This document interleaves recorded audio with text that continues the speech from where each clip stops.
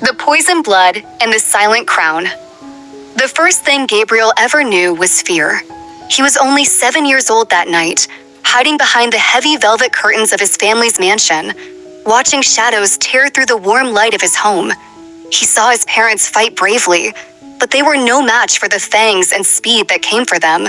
He heard their final screams, saw the cold eyes of the monsters that took them before he ran into the woods, his small heart beating so hard he thought it would burst. That night didn't just end with his parents' death. It became a loop, a nightmare that followed him every single night for 15 years. He grew up alone, always looking over his shoulder, always waking up screaming. The image of that night burned into his mind. He thought he was just an ordinary orphan until the day a group of thugs tried to rob him and something inside him snapped. His hands glowed with a strange, warm light, and he threw a man twice his size across the street like he was a rag doll. Gabriel realized then he wasn't ordinary. He had power hidden deep inside him, waiting to be unleashed, and he knew exactly what he wanted to use it for: revenge.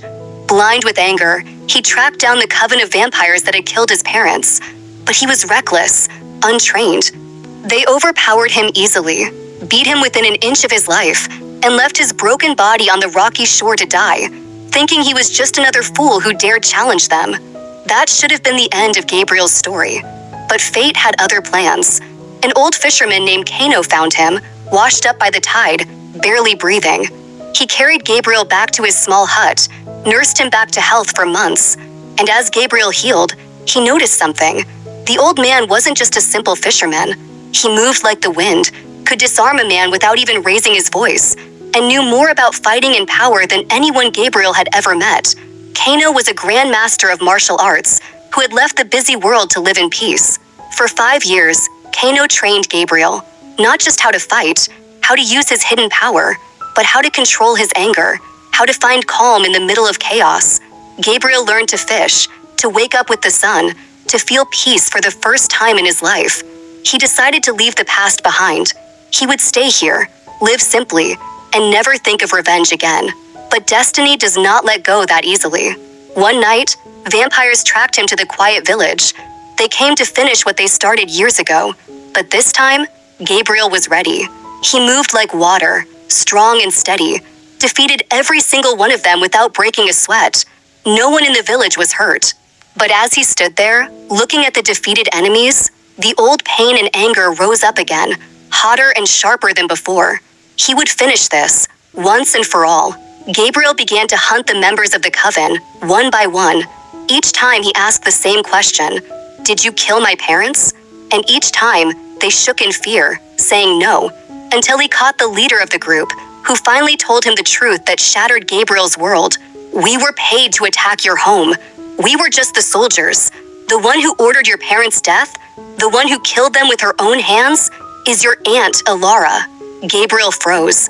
His aunt, Alara, the woman who had smiled at him after his parents died, who said she would take care of him. The leader told him more. Alara was jealous of his parents' fame, their power, the love people had for them. She wanted everything they had, so she betrayed them. And now, she was the most feared mafia leader in the entire land. No one dared to come near her. No one even dared to speak her name out loud. Gabriel realized he had been hunting the wrong people all along. The vampires he had fought had also lost loved ones to Alara's greed and cruelty. So they made a choice. They put aside their old hatred and joined forces. They would fight together to bring down the true enemy. The day of the attack was filled with chaos and fire. Alara's fortress was filled with guards and loyalists, but Gabriel and his allies fought through every line, every trap, every enemy. Bodies fell, alarms blared, and the whole building shook with the rage of battle, until finally, only 2 people were left standing in the grand main hall: Gabriel and Alara. Alara saw she was defeated. She dropped her weapon, tears running down her face, her voice soft and sweet like it used to be when Gabriel was a child. "Please, nephew, we are family. I was wrong. I was jealous. Forgive me. Spare me." Gabriel hesitated, his guard lowering for just a second. That was all she needed. Alara lunged faster than light, her fangs sinking deep into Gabriel's neck. She laughed, thinking she would drain him, turn him, or kill him right there. But the laugh turned into a scream of agony. She pulled back, her mouth burning, her skin turning black and ash-like. "What is this?" she shrieked. "Your blood! It burns! It's poison!" Gabriel touched his neck, his voice cold and steady. "The power my parents left me, it is not just to fight. It is the bane of your kind. You took everything from me. Now you pay the price." Alara fell to the ground and turned to dust before his eyes.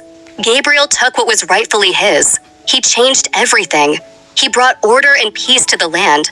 The vampires who used to hide in the dark, afraid of being hunted, now walked freely among humans, living normal lives, working and laughing like everyone else. Gabriel became the new mafia leader, and everyone knew him. He was rich, powerful, respected by all. People looked at him and thought he had everything a man could ever want. But Gabriel would sit by the shore, where the old fisherman once lived, and look at the sea.